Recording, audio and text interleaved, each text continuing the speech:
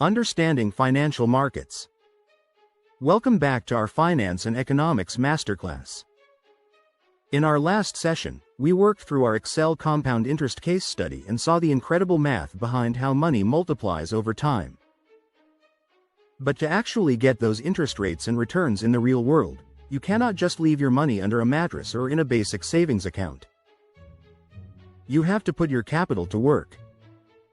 And the place where that happens is the financial markets. Think of financial markets exactly like a local farmer's market. At a farmer's market, people with extra vegetables connect with people who need vegetables.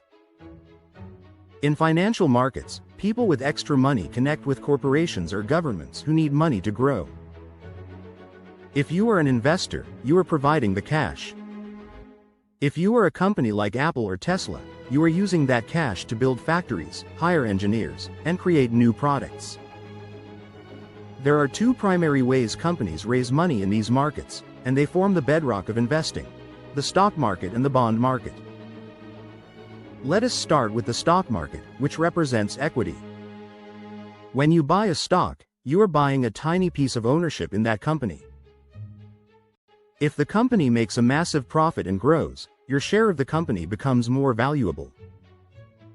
Some companies will even pay you a portion of their earnings directly, which we call a dividend. However, stocks carry risk. If the business fails, the stock price drops, and you can lose your capital. The bond market is entirely different because it represents debt. When you buy a bond, you are not buying ownership. Instead, you are acting as a lender. You are giving a loan to a company or a government. In exchange, they promise to pay you back the full amount on a specific date, and until then, they will pay you a fixed rate of interest. This interest is exactly like the compound interest we modeled in our previous Excel workshop.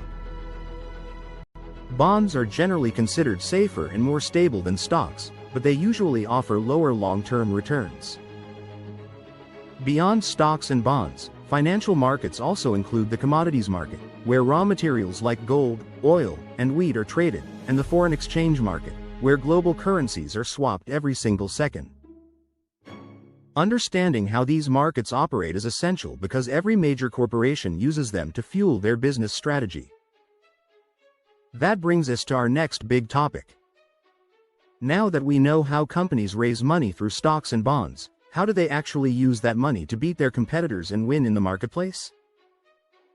In our next module, we are diving deep into business strategy. See you there. Disclaimer. This content is for educational purposes only and is not legal, compliance, or financial advice. Please consult a qualified professional before making any financial decisions.